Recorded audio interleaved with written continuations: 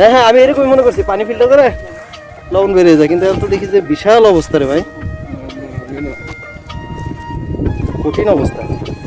যে এত সহজে লবণ খাইতেছি, কিন্তু আসলে লবণ তো এত সহজ না, লবণ অনেক কষ্টের ফলে আসে। এটার ওজন কত কেজি দিতে পারে?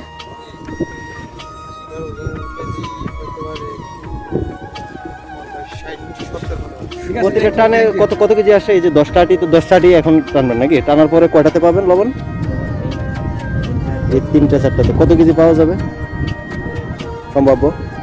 হ্যাঁ 20-30। আচ্ছা আচ্ছা, কয়দিন লাগে এই প্রসেসটা করতে? কয়দিন পর পর তুলে 2-3 দিন পর পর হয়ে যাচ্ছে। তো ভালো রুদ্রতাপ করে দিল।